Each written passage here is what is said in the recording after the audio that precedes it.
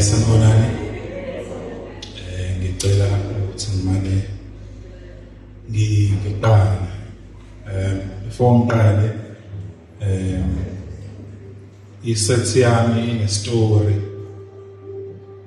So ngiyacela understand i-story ukuze nizo-understanda isethi.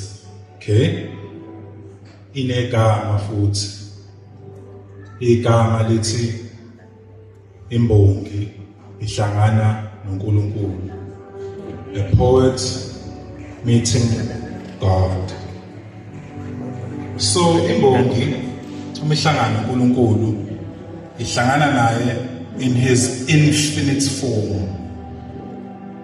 Engaphelini kwakhe imbongi ihlangana noNkulunkulu leso simo. So imbongi umqondo wayo awukwazi ukumathi ngunaphakade. So kumele izame ukumchaza ngezinto ezifinite uNkulunkulu infinite. Understand? So imbongi yaqala iyamchaza ke lo muntu lo ehlangane naye embonile. Still.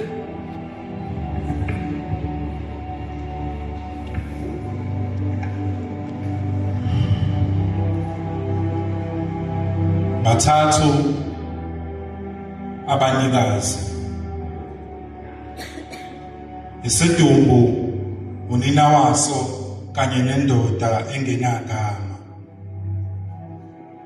Bebathathu abanikazi bafumbethe amagunya angama-24. Igunya eliwugwetshe indodakazi eyoniwa abafowabo ngenkathi inqola yezinsuku isaduke emdlinzweni kaSamayeli ngonina wokufa u-Eva. Yina labafundi bewuphawu lemithetho engalotshwanga ezibhebheni zikaMoses 12. Isamba semithetho yokufa, ukubhonculwa komphefumulo ofonqo, ufakwa envelophini ikwindla, ubhalwa ikheli likandoda akanagama lomlisa owayazi ngale ncwadi ingakabhalwa. Sifike kamumva isibeletho. Unina mdala, undoda uyafakaza noma singamzwanga, imizimba inesiqiniseko. Igama into ephelayo, iyomsiza ngani undoda kayaziwa. Umoya weparadise uyisikhumbuzo sobukhona bakhe. Iselelesi simdweba, siloba amanxeba, sithi umfowabo esibili. Ukuphambana kwesiphambano isikhumbuzo sembono kamzala kaRabi amehlo ePatmos. Ukuthakathaka, ukushoda kwezinhlamvu, ukuchaza, ukudepha kwegunya likandoda kayaziwa, ingunaphakade ufakazi ukuthi kuseduze ezilondeni zomkhathi, kepha akufikwa kwandoda. Hey, ndoda. Imbongi isizamile yamchaza. Imbongi isiyam-understanda nje kathize. Imbongi isiyakholwa. Uma imbongi isikholwa, isiyabona ukuthi abantu esonda nabo noma abantu ekholwa nabo sebemjwayele lo muntu lo yona esamqala. Sebemjwayele baze bamjwayela kabi.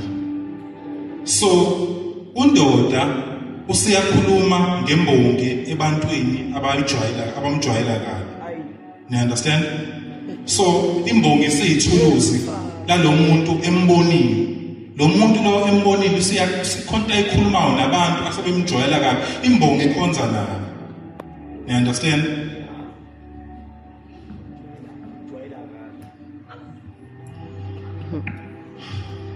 Oh ye of ill chastity, to my oblivious present breath, I still await a pious perfume from your malodorous Mother Church mimicry.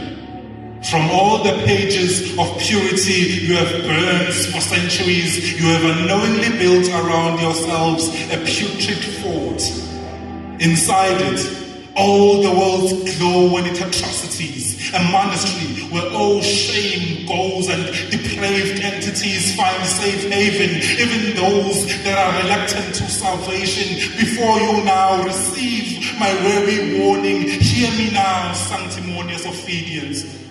The taste of the cross has gone vapid due to your feculent pursuit. Oh, what have we done? For sin to survive, the host must be enslaved.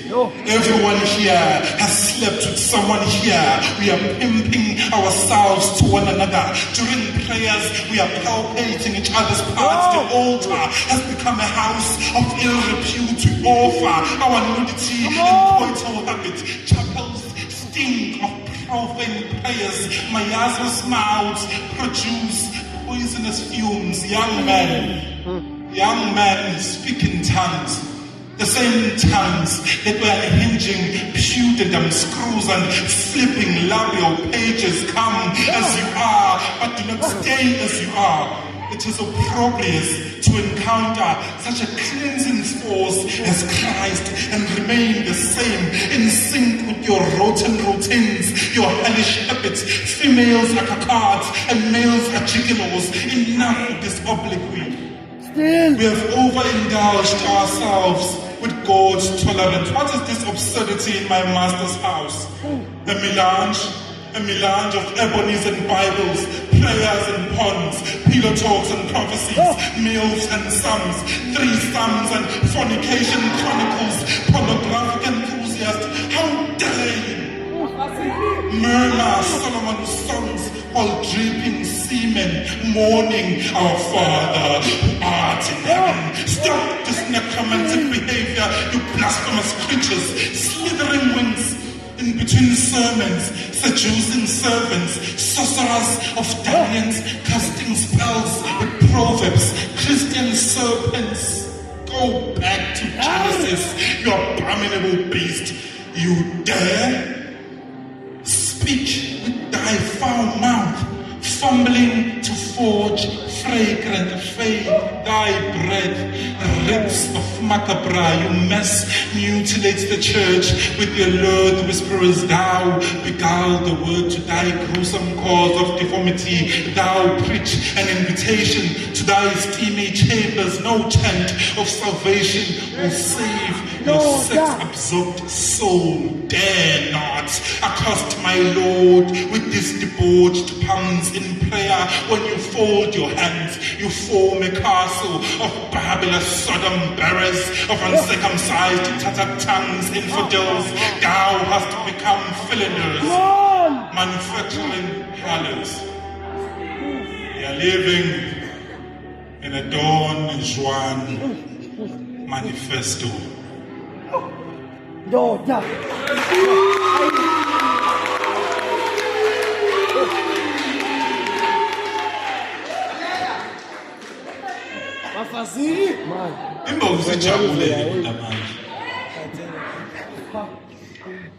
iBhayibheli lisimalichaza uJesu bese lichaza ibandla. Lithi iBhayibheli ibandla umakoti bese lithi uJesu umkhwenyana. So ekuhlanganeni kukaJesu nebandla, it will be a wedding. You understand that? So njengamanje kwintsali ekwazile ukuthi izwe khathi undoda exwayisa isiya magnetize yakuyena ke manje bahlangana emafini. So umkhwenyana usiyambona umakoti eza mayimbona umakoti umkhwenyana uyachameka mayibandla uChrist elizayo ke uyachameka. Useyibuza imibuzo ke manje umkhwenyana ubhalela ibandla useyibuza imibuzo.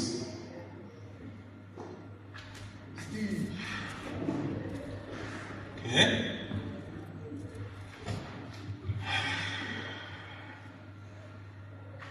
Bueno.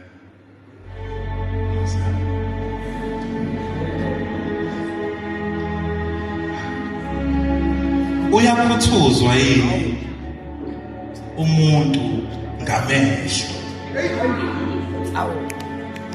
aphuce konke asale nezimbambo ziphelele. Kabakwazi ukubala zazingelona yini ugwetshe ekuqaleni. Bathuleleni abagcina izimfihlo bengasitsheli ukuthi isibuko sinobulili, ukuthi kuyenzeka ukwazi ukuzibona komunye, kanti umuntu emunye mbili mhla kudwetshwa imisipha yomhlaba awukhona yini isifazane mbili. Pho kungani ngibone umhlaba wonke ufingqiwe lapha kuwe na? Nguwe yini lona wesine owabonakala esithandweni isithandwa? Lamalangabe angqongisa isifuba sami ebukhoneni bakho ayogulwa ngubani? Hlobo lolu lokusha lolu olungenandaba namini nabusuku, ucabange ngomuntu usakusiphonsa eweni, uzinikele emzweni, uthandokazi lomnqanda yini? Uchazana ukwehluleka ukuzinqanda ukumoyizela kwabacubungula amavaka. Hlobo lolu lovalo lolu lokucabanga ngomuntu mawala ede kube nesibindi yesingcosana. Kungani makujibe kakhulu enhlizweni kube yihaba emagameni? Imuphi umehluko phakathi kokuminza nokuba sothandweni wedwa? Ngiyakuphulukiswa kanjani mhla ngithola ukuthi sinodali yasiguli isigulo sinye? Ukhona yini lapha osewulibele umniko wami wakamuva ukuthi mina ngiyigogogo? Ngakho-ke ukushoda nokuchichima kuhlangana kanjani? Ngoba wena mntakwethu, wena uyikho konke umdali owayekufisa ngomuntu. Bonke ukumsulwa ngemumva kwesigameko. Imfudumalo ye-Edeni ingeqhathaniso neyesakho isifuba. Msuka wephimbo likaThixo mhla idala konke ngezwi. Ubuhle bakho nothando lwakho ungemumathwe yilomkhohliso yenhliziyo. Uyimbangela yokushintsha kwezinsuku, uyiwindi elingavulwa ezulwini lapho kufihlwe khona ubusha bukamoya ingcwele. Uyicebo lokuqala mhla kubunjwa isibeletho, umzamo wokugcina oba impumelelo ethumbeni komculo. Uyikhasi lenkazimulo lingakadatshulwa langabe lomphefumulo. Uyizibongo zikaThixo, uyizibongo zikaBaba mayengena emdangeleni. Ubuhle bakho buyafakaza ngomdala wezinsuku. Sizakwenza njani-ke ngale nhliziyo yami ekuthanda zonke izinsuku? Zinamandla yini izintaba masiqhathaniswa nesamba senkambo yakho?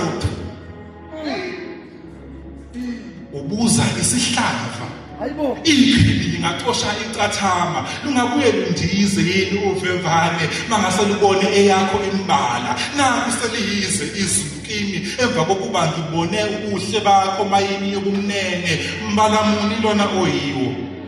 Wakunjwaphi isidalwa esingenacala? Ngizakukhokha ngani mina sichala ngecala lamehlo ami lokugqolozela? Ngiyakuphenduka uBhathimewu lapho lezi zibuko zenqaba okuphinde zibone emva kokuba zibone wena. Ubuhle bakho, uncumo lwakho lungasilapha zonke izifo. Isandla sakho singaluhlanza linambitheke olimini ulwandle olubomvu. Amehlo akho akwazi ukuhlukanisa ubumtoti ojini kuphela uma ungalibuka.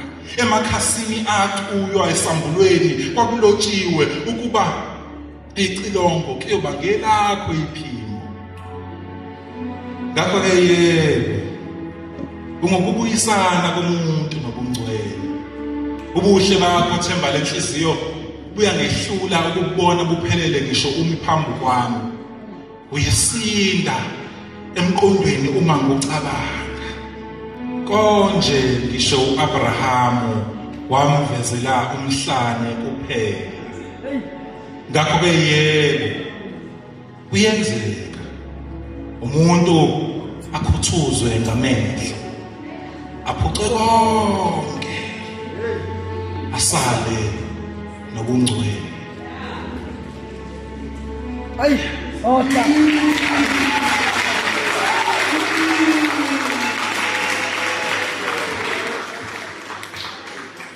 Hasn't ideal. So angeke la stage.